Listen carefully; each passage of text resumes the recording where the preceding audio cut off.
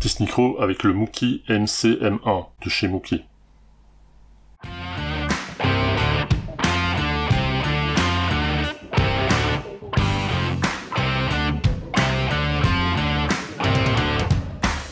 Le micro que je vais te présenter aujourd'hui, qui est branché actuellement sur la caméra, et c'est pour ça que je l'ai pas en main. J'ai jamais compris comment les gens arrivent à faire des tests avec le truc en main alors qu'il est supposé, enfin bref. C'est un micro que je cherchais dans le sens où je voulais quelque chose qui soit à la fois léger et efficace et portable et qui ne soit pas aussi encombrant qu'un Rode VideoMac Pro et qui soit pas d'un budget du même niveau non plus parce que le VideoMac Pro coûte dans les 200-300 € je pense et celui-ci coûte royalement 25 € sur Amazon. Ça reste tout à fait abordable. Je t'ai dit l'ouverture de la boîte avec le couteau comme les Américains, parce que a priori si tu es normalement constitué, tu sais ouvrir une boîte. Par contre je vais t'expliquer ce que tu trouves dans le coffret.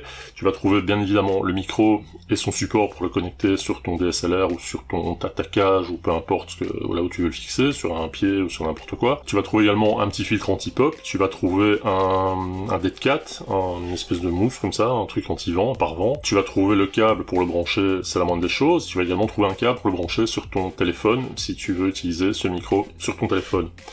Petite précision, si comme moi t'as un téléphone avec une connectique USB-C, c'est râpé, tu pourras pas utiliser tel quel, donc il faudra en plus de ce qui est fourni dans la boîte, un adaptateur TRS, toujours ce même problème, qui va sur l'USB-C et qui va te permettre de connecter ce micro sur ton téléphone. Ce micro, il se branche comme n'importe quel micro sur l'entrée de ton appareil photo, pour autant qu'il y ait une entrée son, ce qui n'est pas le cas de certains appareils.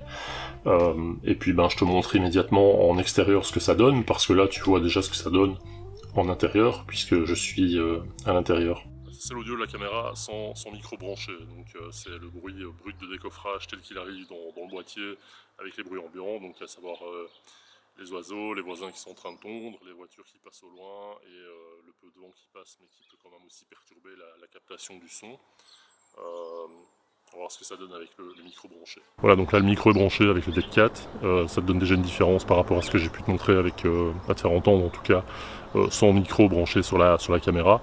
Et puis on va essayer maintenant avec le petit filtre anti-pop, mais je pense qu'à l'extérieur le Dead Cat est quand même ce qui est le plus adapté, étant donné que ça capte quand même pas mal de ce qui se passe au niveau du vent, au niveau du bruit ambiant, les abeilles, les bourdons, les avions, les voitures, les motos, les quads, les avantages de vivre à la campagne. Et donc là c'est juste avec le filtre anti-pop branché sur la caméra, donc le petit Dead Cat il est là, et tu vois la différence que ça donne au niveau du son. Voilà, le Dead Cat, idéal pour le vent, l'anti-pop, en tout cas le mousse, idéal en intérieur, le micro, idéal dans toutes les situations, en comparaison du bruit, du son, pardon, on peut dire le bruit que la caméra capte quand il n'y a pas d'accessoire qui est ajouté. Les trois extraits que tu viens de voir, ils sont bruts de boîtier, ça veut dire qu'ils sont pas passés par un logiciel de type Audacity, ce qui explique que tu entends quand même pas mal de souffle. Alors les avantages de ce micro, au-delà du prix, c'est le poids. Le micro fait 86 grammes, ça veut dire que si tu le poses sur ton boîtier et que tu dois porter ton boîtier parce que tu vlogs ou n'importe quoi, ça te demande pas un effort de dingue pour avoir ce micro.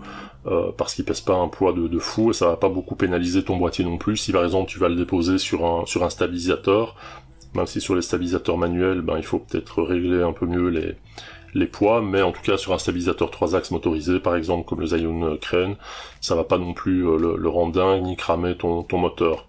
Autre avantage, c'est qu'il est alimenté par ton boîtier, c'est-à-dire que tu dois pas t'emmerder à vérifier si le niveau de la batterie est bon, s'il y a des piles, etc., parce que par exemple sur le Rode VideoMac Pro, tu peux mettre une pile de 9 volts, ces petites piles rectangulaires là, tu sais, les trucs que tu mets sur la lampe pour voir si elle fonctionne toujours. Ça m'est arrivé plusieurs fois, t'es en plein tournage et la batterie te lâche parce que simplement t'as pas vérifié.